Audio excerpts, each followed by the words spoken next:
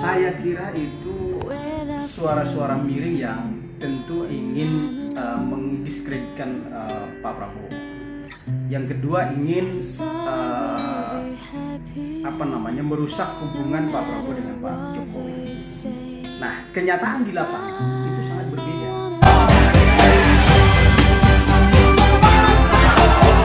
Bincang tipis-tipis saat ini bersama Bung Ahmad Gojali Harahap, Sekjen DPP Prabowo Mania 08. Kita akan mengiris tipis-tipis soal aksi beliau dan rekan-rekan yang belakangan ini gencar konsolidasi jelajah Nusantara.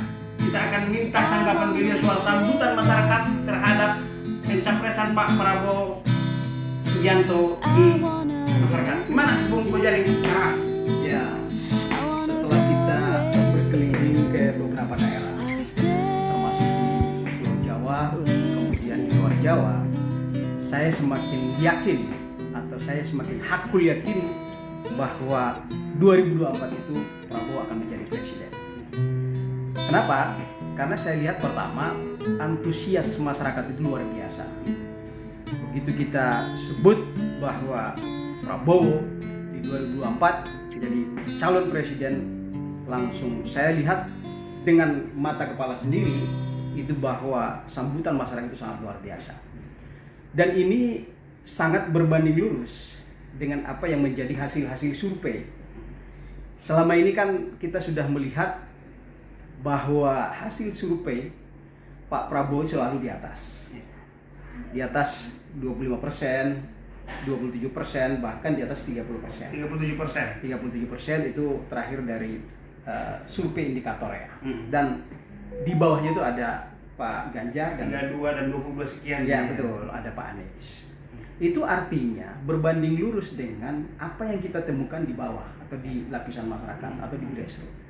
Karena kita ketika konsolidasi lewat Prabowo Mania 08 itu luar biasa sambutannya di mana-mana. Terakhir kita di beberapa kabupaten di Jawa Barat itu memang sangat luar biasa sambutan dari masyarakat. Dan begitu juga di luar Jawa, seperti di kemarin kita ada di beberapa daerah konsolidasi dan itu semuanya mendapat respon yang luar biasa dan cukup bagus. Saya ingin konfirmasi dulu.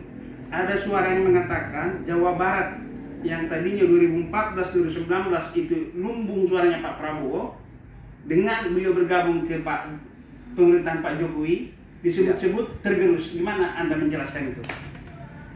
Saya kira itu suara-suara miring yang tentu ingin mendiskreditkan Pak Prabowo. Yang kedua ingin merusak hubungan Pak Prabowo dengan Pak Jokowi. Nah, kenyataan di lapangan itu sangat berbeda.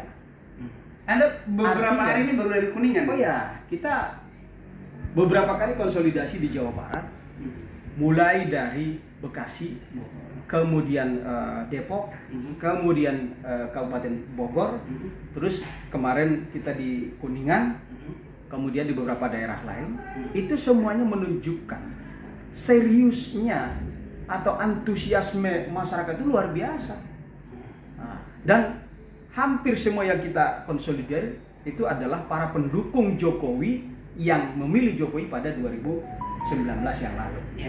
Nah, artinya sesungguhnya kita tugas pertama adalah mempertahankan basis Pak Prabowo atau mempertahankan pemilih dari Pak Prabowo, kemudian menambah suara Pak Prabowo dari para pendukung Jokowi pada 2019 yang lalu.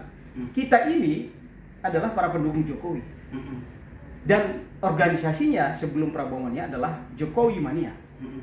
Nah, yang seperti Anda banyak nggak relawan Jokowi yang bergabung ke Pak Prabowo sekarang? Oh iya, banyak sekali relawan-relawan Jokowi yang di 2014 itu hari ini berbondong-bondong mendukung Pak Prabowo.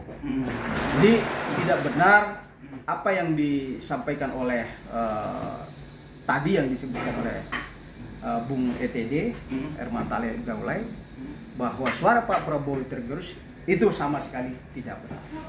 Dan hari ini ketika kita sudah melihat antusiasme dari masyarakat, semakin hakul yakin bahwa 2024 itu Pak Prabowo akan menjadi presiden. Saatnya Prabowo menjadi presiden. Meskipun dia selama ini banyak sebut sudah kalah beberapa kali, tapi yang namanya perjuangan tidak ada henti seperti yang dilakukan oleh Pak Prabowo. Dan hari inilah saatnya Prabowo memenangkan pertarungan di 2024. Demikian bincang tipis-tipis dengan Bung Ahmad Gojali Harahap, Sekjen DPP Prabowo Mania 08.